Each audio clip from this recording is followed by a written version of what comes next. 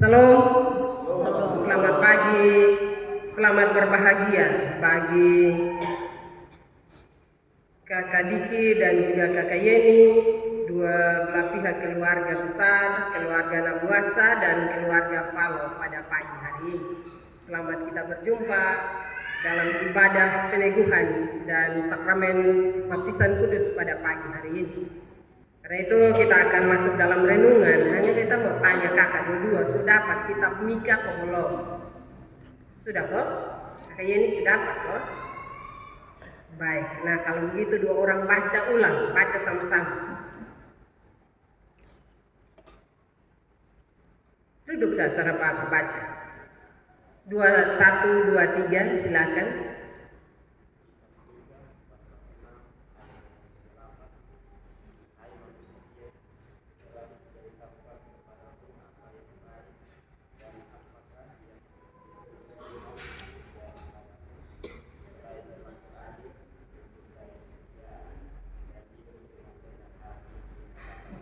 Baik, terima kasih. Tidak sekedar hafal, baca, tetapi hayati. Firman pagi hari ini pendek, Bapak Mama. Sedikit saya mau menyampaikan latar belakang dari penulisan kitab ini.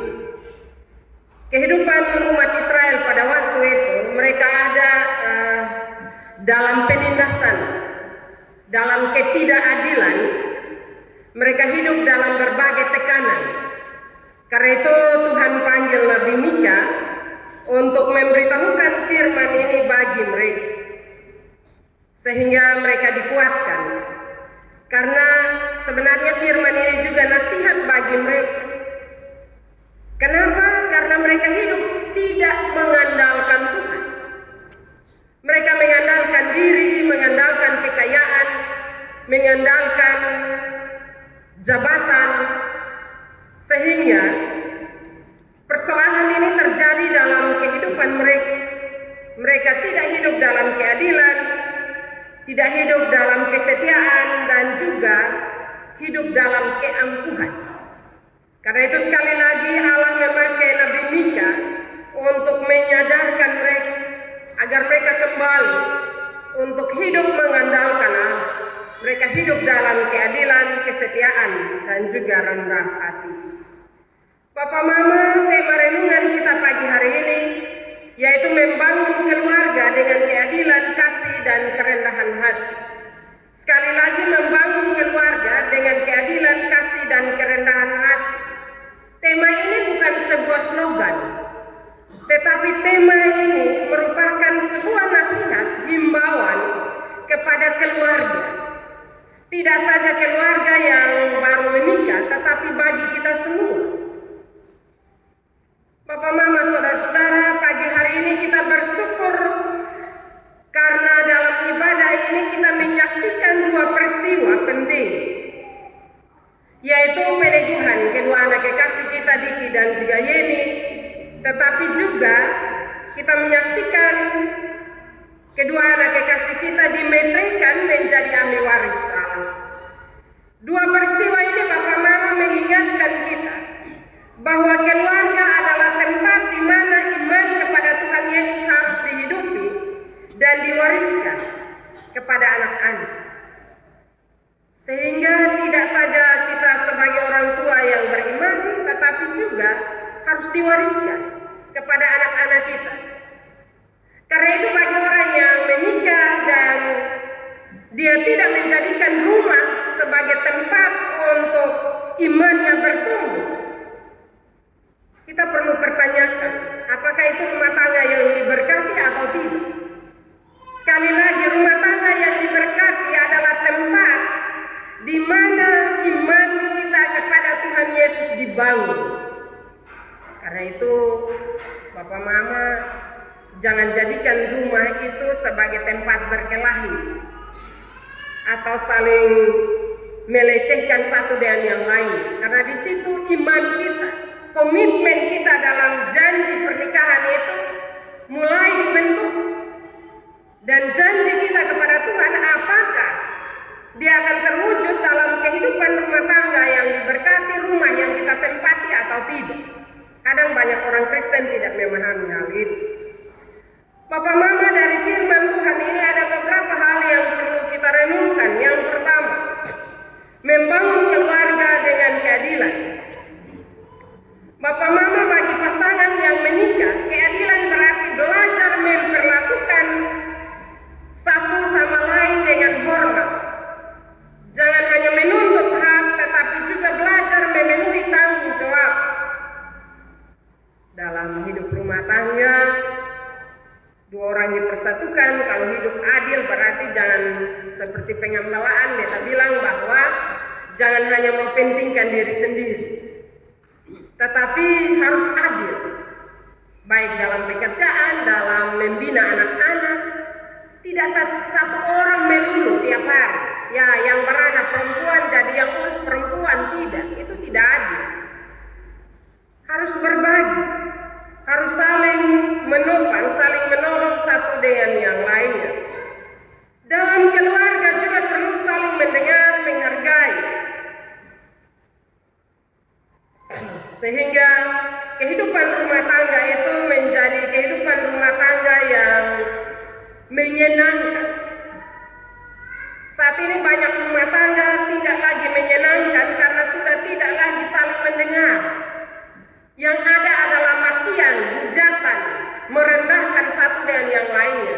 Bahkan melihat kalau istrinya punya kelemahan, maka kelemahan itu dipakai, diungkit terus-menerus untuk menyakiti istri dan sebaliknya.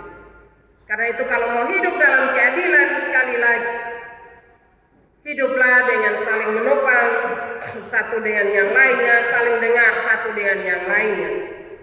Tanggung jawab sebagai orang tua bagi anak-anak, keadilan berarti juga memberikan kepada anak-anak apa yang menjadi kebutuhan mereka. Kasih kita, kasih orang tua, perhatian, perlindungan, pendidikan, dan teladan iman. Tidak saja Bapak Mama memberi anak-anak materi, tetapi juga ada hal yang harus dilakukan, yaitu ada teladan iman dari orang tua diperlihatkan kepada anak. Kalau itu yang terjadi, maka tanggung jawab Bapak Mama sebagai orang tua, Bapak Mama sudah mulai melakukannya. Ketika kita membangun iman percaya kita atau memberi teladan, maka dengan sendirinya pendidikan, kasih, perhatian itu akan terjadi. Tetapi kalau tidak Bapak Mama, maka keadilan itu tidak akan terjadi dalam kehidupan keluarga. Hal yang kedua, membangun keluarga dengan kasih dan kesetiaan. Bapak Mama, kasih bukan hanya kata-kata, tetapi kesediaan untuk tetap setia ketika menghadapi berbagai perbedaan dan juga kesulitan dalam kehidupan keluarga. Apapun bentuk kehidupan kita, tetapi keluarga kita harus hidup dalam kasih, saling setia satu dengan yang lainnya, tidak saling mempersalahkan. Biasanya awal-awal ya habis biarkan semua aman, tetapi setelah itu rumah tangga tidak menjadi aman lagi karena kasih mulai memudar, kesetiaan mulai hilang, mulai saling berbohong satu dengan yang lainnya karena ada HP. Masih di rumah tapi orang tanya, sudah besok mau sampai. Atau juga kebohongan-kebohongan yang lain. Biasa suami bilang ada orang lain, ada nona satu yang bel, istri kebetulan lihat HP, suami bilang itu kawan. Padahal itu kawan dekat. Karena itu Bapak Mama belajar untuk hidup dalam kasih setia. Kesetiaan dengan janji itu sangat penting. Janji nikah itu sangat penting. Sekarang orang selalu berbicara bahwa kesetiaan itu bukan zamannya lagi. Sekarang zaman kita bebas untuk bergaul, bebas untuk memilih, benar. Tetapi ketika punya komitmen untuk bersekutu, untuk hidup satu dengan suami atau istri, maka kesetiaan itu tidak boleh nunggu. Apapun pengaruh di luar sana mungkin lebih wow, lebih bagus, tetapi kita harus punya komitmen, tidak. Saya sudah ikat janji dengan istri saya, suami saya di hadapan altar. Sehingga kesetiaan kita tidak mudah goyah karena pengaruh di luar. Tanggung jawab sebagai suami dan istri harus menjaga kesetiaan itu, membangun kesetiaan itu terus-menerus, tapi juga dalam kasih. Sebagai orang tua dipanggil untuk mengasihi anak-anak dan menuntun mereka untuk kenal Tuhan Yesus. Sebagai orang tua dan saksi dipanggil untuk itu. Jangan tuntun anak-anak untuk sifatnya ikut bapak mama yang pernah masuk gereja, yang suka bamaki, yang suka melecehkan orang, bakal lain orang. Jangan. Tanggung jawab kita sebagai orang tua dan juga saksi, sekali lagi, menuntun mereka untuk kenal Tuhan Yesus. Nah, bagaimana supaya mereka kenal Tuhan Yesus?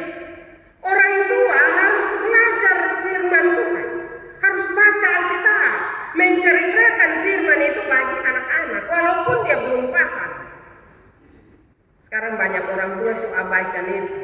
Sudah nanti dong besar, dong di sekolah minggu, dong dapat pelajaran agama di sekolah, tidak. Hidup dalam dunia modern sekarang, kalau para orang tua mengabaikan pendidikan anak untuk mengenal Tuhan Yesus, mengenal firman-Nya, maka sekali lagi bapak mama akan kehilangan anak-anak dari tengah-tengah keluarga. Karena itu bagi kakak Diki dan juga kakak Yeni, kalau mau supaya anak-anak itu tetap mengasihi, maka tanggung jawab kakak berdua dan para saksi untuk mengajarkan itu. Hal yang terakhir, membangun keluarga dengan kerendahan hati di hadapan Tuhan. Membangun keluarga dan kerendahan hati di hadapan Tuhan berarti menyadari bahwa keluarga tidak bisa berjalan sendiri, karena itu selalu minta pertolongan Tuhan. Selalu punya kerendahan hati untuk menyapa Tuhan, memanggil Tuhan dalam setiap pergumulan kehidupan kita. Karena walaupun kita punya jabatan, kita punya kekayaan, tetapi ketika kita tidak punya kerendahan hati, maka semua itu akan sia-sia. Karena itu belajar untuk selalu merendahkan diri. Apapun kesibukan kita, tunduk di hadirat Tuhan. Selalu bertelut minta Tuhan menolong kehidupan keluarga kita, sehingga keluarga kita diberkati, keluarga kita dilindungi. Nah, saat ini banyak rumah tangga Kristen susah berdoa bersama lain. Bangun karena suka lambat, nanti mama berdoa bawa kas beta beta suka omong dalam khotbah, Tuhan tidak terima doa titip. Karena itu dua orang setiap hari bangun dan punya sedikit waktu, 1 menit atau 2 menit, berlutut untuk omong di Tuhan.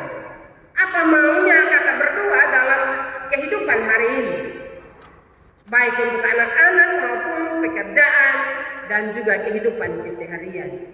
Itu harus punya kerendahan hati. Benar orang mengatakan bahwa berdoa itu tidak perlu tutup mata, benar. Tetapi sikap kerendahan hati itu juga harus ada dalam hidup kita.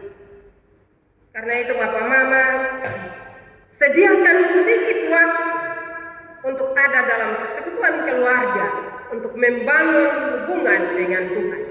Jangan bertelut hanya saat nikah, saat teguhkan CD, habis itu hilang. Nanti satu saat bilang bertelut, wih Mam Pendeta lutut susah bisa lain. Lutut bisa nggak karena susah pakai, susah bisa baru bilang susah bisa lain. Nah, karena itu kakak berdua masih muda, rendahkanlah diri di hadirat Tuhan, maka kakak berdua akan diangkat dalam berbagai persoalan hidup. Kita semua yang hadir pada pagi hari ini, marilah kita menjadikan firman Tuhan sebagai pusat perjalanan rumah tangga kita. Dan di mana saja kita berada, kita meminta kepada Tuhan menuntun anak-anak kita untuk mereka juga mengenal kasih Tuhan. Tidak saja di rumah, tapi di luar rumah, di mana saja mereka berada. Maka nama Tuhan akan dipermuliakan dalam berbagai aktivitas hidup. Tuhan memberkati kita dengan firman-Nya pagi hari ini. Amin.